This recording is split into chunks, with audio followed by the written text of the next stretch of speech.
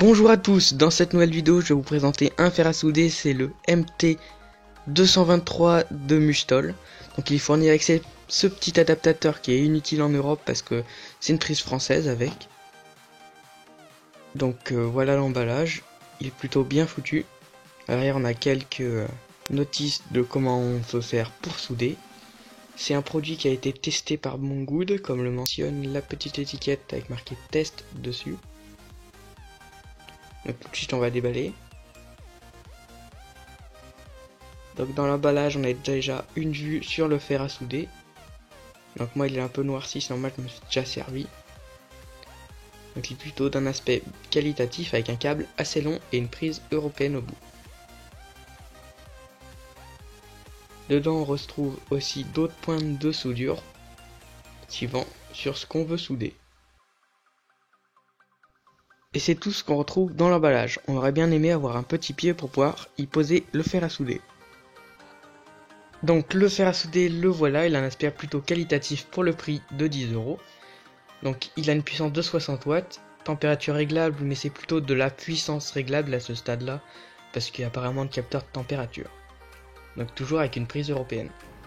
C'est pour ça que je disais que l'adaptateur était inutile, parce que il permet de brancher une prise européenne dans une prise européenne. Et c'est parti pour les tests. Alors, le fer à souder met environ 30 secondes à chauffer. C'est tout à fait correct, surtout que pas comme le fer à souder USB, il s'éteint pas tout le temps. Une fois qu'il est branché, il continue de fonctionner.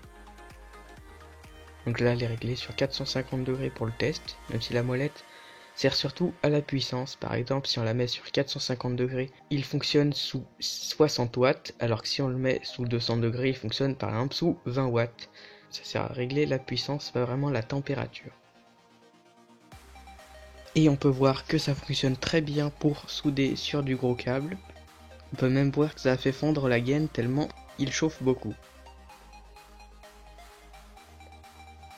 On peut aussi souder sur des cartes électroniques, ça pose pas du tout de problème, c'est très rapide et très facile. On peut souder sur des condensateurs, etc.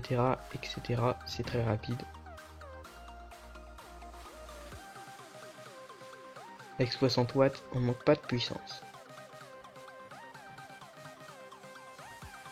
On peut aussi s'en servir pour dessouder sur des cartes pour récupérer des composants électroniques. Donc c'est aussi très rapide parce qu'avec 60 watts de puissance, c'est facile de faire fondre le vieil étain. Et voilà.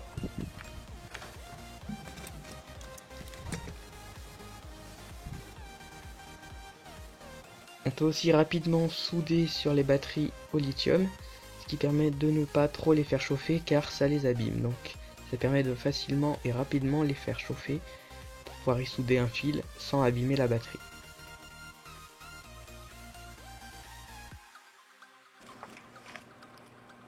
Merci à tous ceux qui ont visionné cette vidéo, je vous dis salut à tous et à la prochaine.